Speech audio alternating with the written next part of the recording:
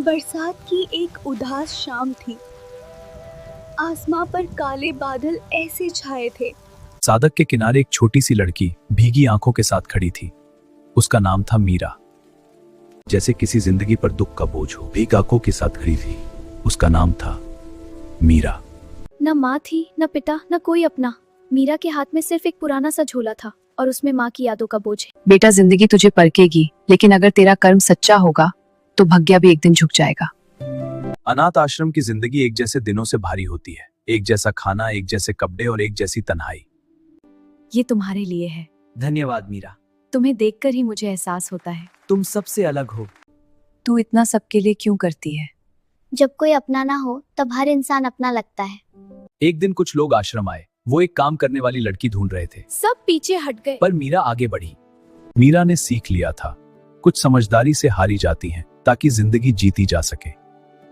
मीरा समझ चुकी थी, ये घर बड़ा है पर दिल छोटे। यहाँ सिर्फ काम मिलेगा, अपनापन नहीं।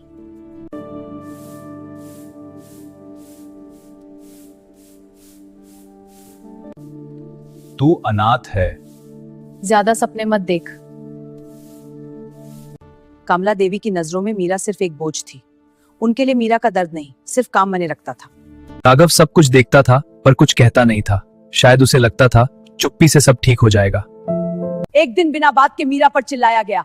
टूटी हुई प्लेट का दोष भी उसी के सिर डाल दिया गया।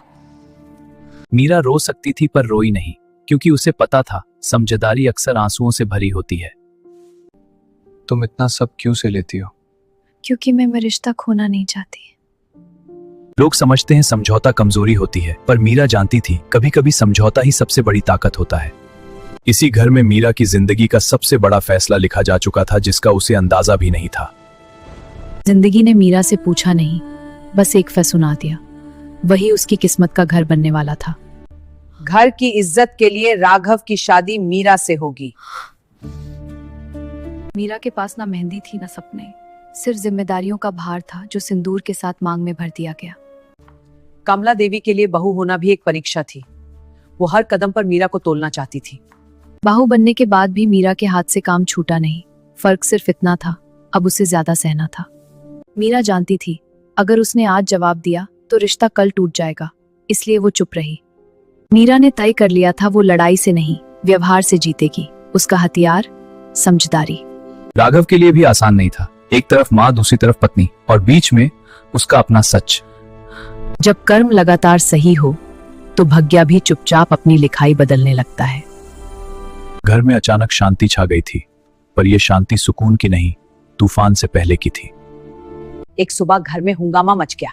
सास के गहने अलमारी से गयाप्ते और उंगली सी मीरा पर उठी। सास जी, मैंने नहीं लिया। मीरा बोलना चाहती थी, पर उसकी बात सुनने वाला कोई नहीं था। फैसला पहले हो चुका था, दोष बाद में लगा।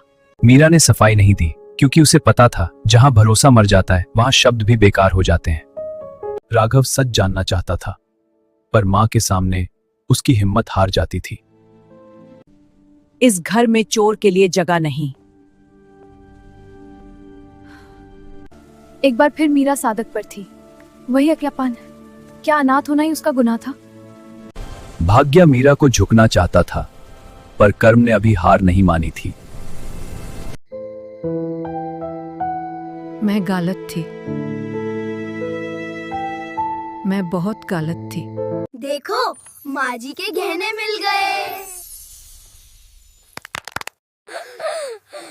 सच में? जिस पर शाख था वही निर्दोष निकली, और जिन पर भरोसा था वही शर्मिंदा हो गए।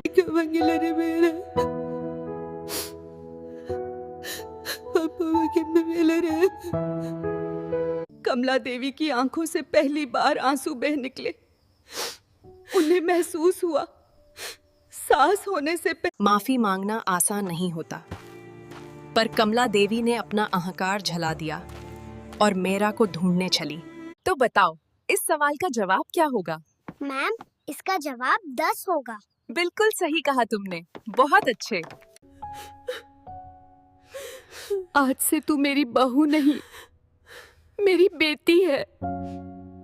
राघव ने अपनी खामोशी का बोझ उतारा। उसने समझा, रिश्तों में चुप रहना नहीं, सच बोलना जिम्मेदारी होती है। मेरा उसी घर में वापस आई, पर इस बार सिर झुका कर नहीं, सम्मान के साथ। जिंदगी ने यह सिखा दिया बोत्तो, भाग्य कुछ देर तक परीक्षा लेता है पर कर्म हमेशा जीतता है।